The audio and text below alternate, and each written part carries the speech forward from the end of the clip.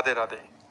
महाराज जी, साधु संत जी दाढ़ी और बाल बढ़ाते हैं, उसका कोई शास्त्रीय विधान है क्या? हाँ, संन्यास में दो पद्धतियां हैं। एक है भद्र करवाना, मुंडन करवा लेना, और एक है आजीवन या फिर 12 वर्ष के बाद मुंडन कराना।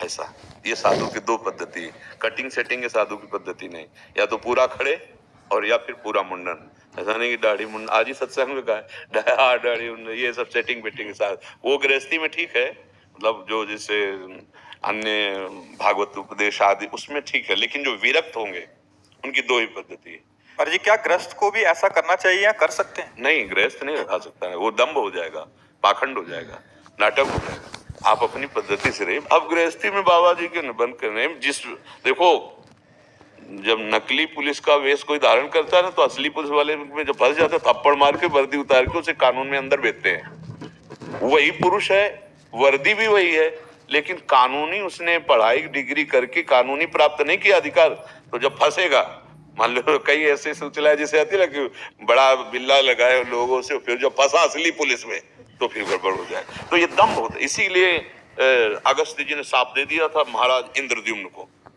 दाढ़ी बढ़ा ली और साधु का वेश रखकर तपस्या करे, तो वहां से गुजरे तो ना प्रणाम ना नमस्कार न, तो उन्होंने कहा ये वैराग्य का वेश तूने धारण के लिए किससे लिया, किस महापुरुष से? तो अपनी मनमानी कर, जा हाथी की तरह बैठा रहा, हाथी की योनि को प्राप्त हो जा। तो वही जो गजेंद्र पर भगवान का अंदर से उन्होंने भजन किया था, तो अंतिम समय याद आया, तब हरि पुकारा, वही बच गए।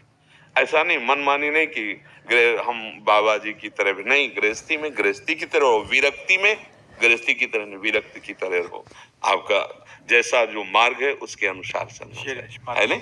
महर्षि, आज बहुत जने देखे जाते हैं कि जैसे आपको हम सन्यास वेश है पीला या लाल, तो वो पीला ओढ़ लेते हैं या बड़ा भारी अपराध है। अब तो मनमानी तो सब लोग कर रहे हैं, आज गुरुमानी कहाँ कोई चलना चाहता है। ऐसे वस्त्र धारण करने का अधिकार नहीं है। गुरु जैसे एक बार एक लाल कपड़ा धारण किए थे, धाम में आए, तो हमने पूछा आप किस आचार्य परंपरा से जुड़े, किससे नहीं बोल पाए, तो हम कहा भाई अपराध कर रहे हो, तो आपको लोग साधु मानेंगे, आप साधु पद्धति स्वीकार नहीं किए हो, आपसे गलत काम होंगे, और लिखा जाएगा कि संत जो है ऐसे से ऐसे, वो मतलब आचार्य परंपरा से कोई भी सन्यास दीक्षा नहीं हुई। हम लोगों में जब हम सन्यास में थे तो गुप्त, हमारे जैसे आर्मी के कुछ गुप्त कोर्ट वर्ड होते हैं, ऐसे हम लोगों को कोर्ट वर्ड। आपका प्रेम पट क्या है, आपका योग पट क्या है, और नकली बोल ही नहीं पाएगा। असली तो पहले गुरु ने जब विरक्त दिया तो सिखाया है, और तत्काल बोल पड़ा। नहीं बोल पड़ा तो वहां कोतवाल होते थे, कोतवाल संतों में, वो गेट के अंदर नहीं घुसने देंगे, वो कपड़े उतरवा लेंगे। पाखंड नहीं, नाटक नहीं, तो नाटक करेगा सब संतों को गालियां मिली। अब धीरे धीरे ऐसा समय नहीं आ रहा है, सब स्वतंत्र हैं। गृहस्थी में आप दिन में 3 बार बदलो, कोई परेशानी नहीं, लेकिन वैराग्य में जो गुरु ने वेश दिया है आजीवन वैसे बस जितना है उतने पे। अगर जटा रखाए तो जटा रखाए, जो श्री जी की सेवा में मुंडन कराए, क्योंकि कहीं बाल श्री जी के भोग में न चला जाए, श्री जी की सेवा। तो 2 पद्धतियां हैं, तो दोनों पद्धतियों से साधक चल रहे। गृहस्थी में है कि बड़ी स्वच्छ पवित्रता से आदर्श की तरह रहो, मनमानी आचरण नहीं। अच्छा, जैसे गृहस्थी में आप सेट कर सकते हो, आपको मौज है, छोटी छोटी दाढ़ी रख सकते हो, मुछ रख सकते हो, बाल रख सकते हो, लेकिन विरक्त की सेटिंग कैंची नहीं। अनंत नाम अनंत रूप अनंत लीला करते हैं, पर पहचानने वाला जो अभिनय कर्ता का परिचय जानता हो, जानता है अभिनय कौन कर रहा है। ऐसे ही चाहे वराह रूप हो, नृसिंह रूप हो, वामन रूप हो, मत्स्य रूप हो, कूर्म रूप हो, राम परशुराम श्याम, एकमात्र एक ही प्रभु इस जगत नाटक मंच पर अभिनय कर रहे हैं, दूसरा कोई नहीं। हम भाव से श्याम सुंदर प्रभु जो राम रूप में है उनकी विनय करते हैं, और हम वृंदावनवासी उनको हृदय से आशीर्वाद देते हैं। प्रियाजू के चरण बल से हम उन्हें आशीर्वाद देते हैं।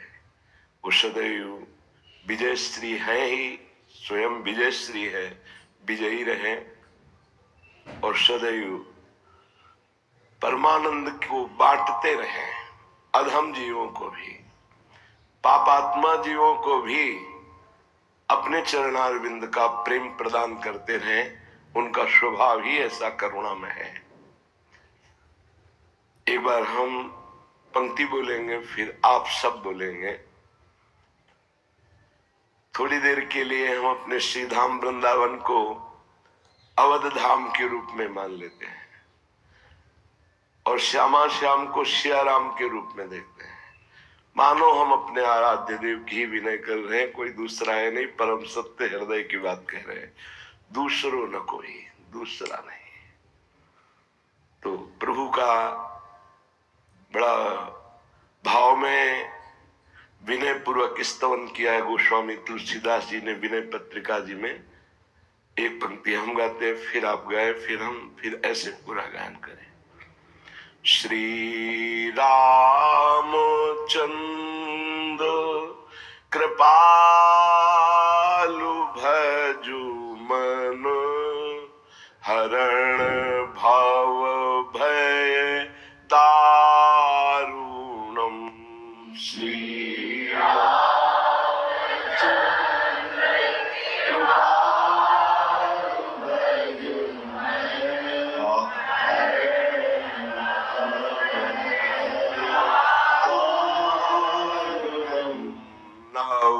कंज लोचन कंज मुख कर, कंज पद कंजारुणम।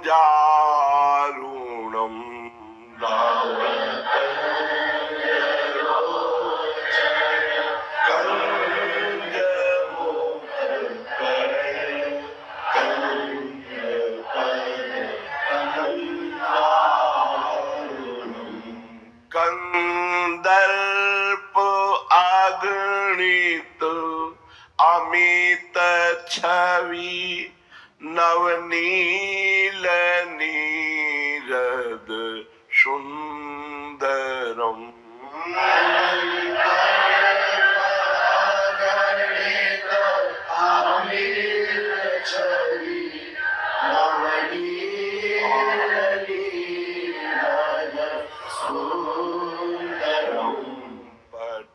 पीत मानहु तड़ित रुचि सूचि, नौमी जनक सुतावर।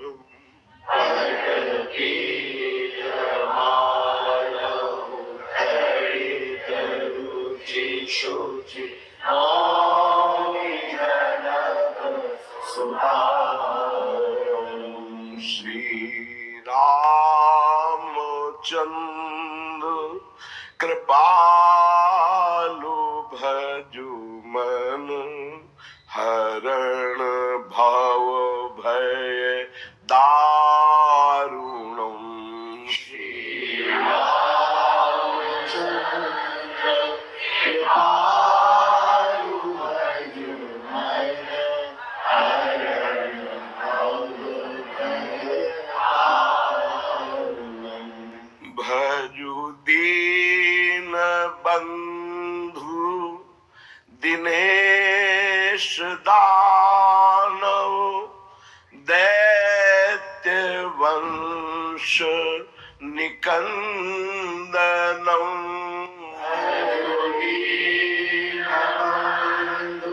दिनेश दानव, दैत्य वंश निकंदनम। रघुनंद आनंद कंद कौशल, चंद दशरथ नंदनम। आनंद कंद कौशल, चंद दशरथ नंदनम। शिर मुकुट कुंडल तिलक चारु, उदारु अंग विभूषणम। शिर मुकुट कुंडल तिलक चारु,